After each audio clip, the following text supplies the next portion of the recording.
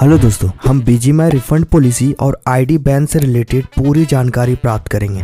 ठीक है, बहुत को क्या हो रहा है कि रिफंड मारने से आईडी बैन हो रहे हैं, तो आज की वीडियो में उसी के रिलेटेड बात करेंगे। ऐसे प्रॉब्लम आ रहे हैं जिनका रिफंड होने के बाद में आईडी बैन भी हो रही है, तो ये जानना बहुत ज़्यादा जरूरी होता है, क्योंकि दोस्तों बहुत ऐसे हैं जो रिफंड मारते हैं। तो रिफंड मारने से पहले आपको ये सारी जानकारी जानना बहुत जरूरी है कि क्या आखिर रिफंड मारने के बाद में आईडी बैन भी हो सकती है और किस कंडीशन में बैन होगी। ठीक है, तो अगर आपकी आईडी बैन हो गई है तो क्या उसे अनबैन भी कराया जा सकता है। तो चलिए सब कुछ डिटेल में समझते हैं। देखो सिंपल, मैं पहले आपको ये रिफंड पॉलिसी उसको मैं एक्सप्लेन कर देता हूँ। तो सबसे पहले ये समझना जरूरी है कि बीजीएमआई में इन गेम जो हम परचेज करते हैं, जैसे यूसी, मेंबरशिप या प्राइम पैक, जो नॉन रिफंडेबल होते हैं, जिसका रिफंड नहीं मिलता है, मतलब अगर आपने कुछ खरीद लिया है तो उसको रिफंड नहीं कराया जा सकता है। लेकिन कुछ केसेस में, जैसे कि एक्सीडेंटल परचेज या टेक्निकल इशू के कारण हो गया, अगर आप रिफंड मांगते हैं तो ये बीजीएमआई की कंपनी जो क्रिप्टोन है उसी पॉलिसी पर डिपेंड करता है कि आपको रिफंड देंगे या फिर नहीं देंगे। ठीक है, तो जैसे कि एक्सीडेंटल परचेज में तो बहुत सारे मैंने ऐसे वीडियो बनाए हैं, सारे के सारे एक्सीडेंटल परचेज में ही है, इसलिए उस वीडियो में रिफंड मिलने के चांसेस बहुत ज्यादा बढ़ जाती है। लेकिन जैसे होता है ना कि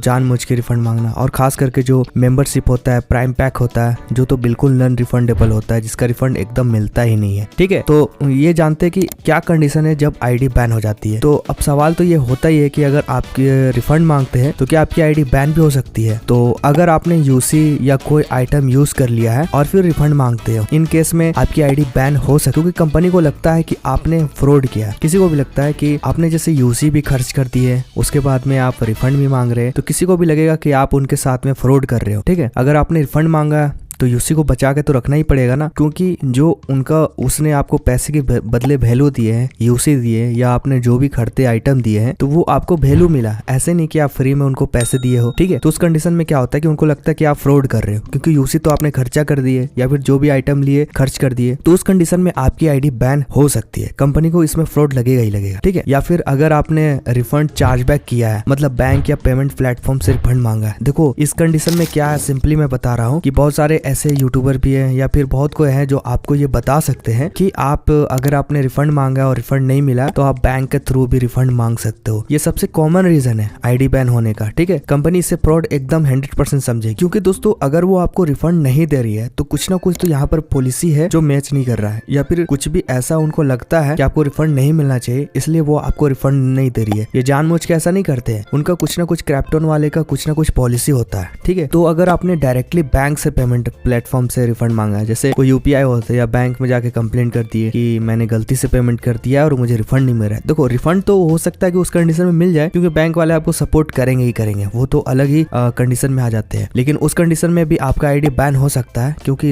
इसमें भी लगता है कि फ्रॉड हो रहा है। ठीक है, तो या फिर अगर आपने एक्सीडेंटल परचेज कर दिया है और रिफंड मांग रहे हैं और आपने प्रूफ दिया है, तो इस केस में आईडी बैन नहीं होगी। लेकिन ये कंपनी का डिस्क्रिप्शन पर डिपेंड करता है कि वो आपको रिफंड देगा कि नहीं देगा। ठीक है, तो बहुत को ऐसे होते हैं, जैसे कि मैं बहुत सारे वीडियो में बताया हूँ कि आप प्रूफ देते हैं, स्क्रीनशॉट देते हैं जिसमें आपने एक्सीडेंटल परचेज किया है। ठीक है, वो चीज आप एक्सप्लेन कर रहे हैं, तो उस केस में आईडी बैन नहीं होगी, क्योंकि आपने सब कुछ क्लियरली बताया। इसलिए मैं वीडियो में बताता हूँ कि आप अपना प्रूफ जरूर दें, जो भी आपने परचेज कब किया है, ठीक है, आप किस कंडीशन की वजह से रिफंड मांग रहे हैं, जो भी है वो सब कुछ आपको एक्सप्लेन करना पड़ता है। तो इस कंडीशन में तो भैया आईडी बैन नहीं होगी। ठीक है, क्योंकि मैंने ये चीज करके देख लिया है। अब बात करते हैं क्या आईडी को अनबैन भी कराया जा सकता है। देखो अगर आपकी आईडी किसी भी तरह से बैन हो गई है तो क्या उसे अनबैन कराया जा सकता है, ये बहुत बड़ा सवाल है। क्योंकि दोस्तों आईडी में बहुत सारे आइटम हम लोग खरीद के रखते हैं और बहुत कुछ ऐसे होते हैं, बहुत खर्च करते हैं, तो आईडी में ऐसा तो जाहिर सी बात है कि कोई भी चाहेगा कि हमारी आईडी अनबैन हो जाए। ठीक है, अगर बैन रिफंड की वजह से हुआ है, इस केस में अनबैन होना थोड़ा मुश्किल हो सकता है, क्योंकि आप कस्टमर सपोर्ट को ईमेल कर सकते हैं और अपनी सिचुएशन एक्सप्लेन कर सकते हैं, लेकिन गारंटेड नहीं है कि आईडी अनबैन हो जाए। ठीक है, आपके पास बहुत सारे ऐसे ऑप्शन बचते हैं, गूगल सपोर्ट है, कस्टमर सपोर्ट है, बीजीएमआई का ईमेल है, वो सारे आप फॉर्मेट को यूज कर सकते हैं अपनी आईडी को अनबैन कराने की वजह से। ठीक है, अनबैन कैसे करना है। लेकिन अगर आपके रिफंड की वजह से हुआ है तो थोड़ा इन केस में मुश्किल होगा, अगर बैंक से आप रिलेटेड की हो। ठीक है, तो अगर देखो बैन टेक्निकल इशू या मिस्टेक की वजह से हुआ है, तो इस केस में आप कस्टमर सपोर्ट से कांटेक्ट कर सकते हैं। ठीक है, अनबैन करवा सकते हैं। अगर टेक्निकल इशू की हुआ, बहुत कोई होता है ना कि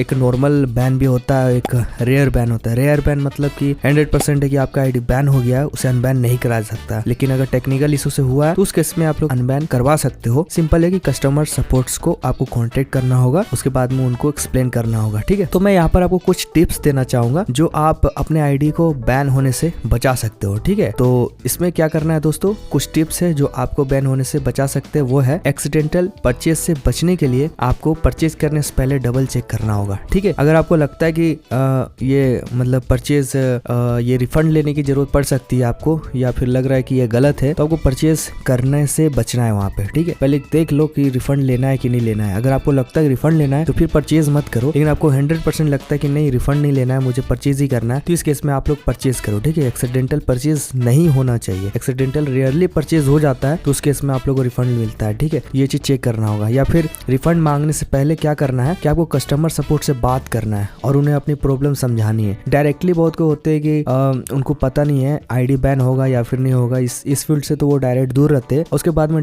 मतलब रिफंड के प्रोसेस को अप्लाई कर देते हैं। अब देखो, रिफंड के प्रोसेस को अप्लाई कर देते हैं तो पॉलिसी मैच किया तो रिफंड तो मिलना ही मिलना है। लेकिन हो सकता है उस कंडीशन में कुछ ना कुछ आप गड़बड़ किए होंगे और आपको रिफंड वो दे भी दे तो आपका आईडी बैन तो हो ही जाएगा। क्योंकि दोस्तों BGMI वाले आईडी बैन करते हैं, बहुत कोई का आईडी बैन हो चुका है, कमेंट भी आते हैं कि भैया हमारे आईडी बैन हो गए। तो आपको पता है कि अनबैन तो करना बहुत आसान है, लेकिन अनबैन करवाना बहुत ज्यादा मुश्किल है। ठीक है दोस्तों, तो आप लोग क्या करना है कि रिफंड मांगने से पहले कस्टमर सपोर्ट से बात करें और उन्हें अपनी प्रॉब्लम बताएं। आपके पास तो बहुत सारे ऑप्शन होते हैं, जैसे कि गूगल सपोर्ट का भी होता है, उससे भी आप बात कर सकते हैं। ठीक है, और एक गलती नहीं करना है, वो चार्ज बैक। ठीक है, चार्ज बैक बिल्कुल भी ना करें। डायरेक्टली प्लेटफॉर्म या बैंक से रिफंड मांगने के बजाय कंपनी से कॉन्टेक्ट। ठीक है, बहुत को होते हैं कि पेमेंट प्लेटफॉर्म से डायरेक्ट वो या फिर बैंक से जाकर डायरेक्ट वो रिफंड मंगवा लेते हैं। ठीक है, तो उस केस में आपकी आईडी भी बैन हो सकती है। तो उससे एकदम आपको बचना है और आपको क्या करना है कि कंपनी से कांटेक्ट करना है, जैसे कि डेवलपर से हो गया, BGMI के डेवलपर हो गया, गूगल सपोर्ट हो गया, उनसे थोड़ा आप डिस्कशन कर सकते हैं। ठीक है, तो दोस्तों उम्मीद है कि आपको ये वीडियो बहुत अच्छी समझ में आएगी होगी कि BGMI में रिफंड और आईडी बैन से रिलेटेड क्या रूल्स है। ठीक है, अगर आपको ये वीडियो पसंद आई है तो वीडियो को जरूर लाइक करें, चैनल को सब्सक्राइब करें और अपने दोस्तों के साथ में शेयर करना बिल्कुल ना भूले जो ज्यादा का ज्यादा रिफंड मांगते हैं। ठीक है दोस्तों, अगर आपको कोई और सवाल है कमेंट में जरूर बताएं और हमारी कोशिश रहेगी कि आपको हर सवाल का जवाब मिले। ठीक है, थैंक यू और मिलते हैं नई वीडियो में। और जिसका भी आईडी बैन हुआ है वो लोग क्या करे कि जरूर नीचे में कमेंट करे कि आपकी आईडी बैन हुआ है, या फिर जिसके रिफंड आ जा रहे वो लोग भी बताए कि आपके रिफंड किस हिसाब से आई है, सवाल करे। ठीक है, कमेंट बॉक्स में, ताकि बाकी दोस्तों को भी पता चले आखिर क्या चल रहा है। ठीक है दोस्तों, तो मिलते हैं नई वीडियो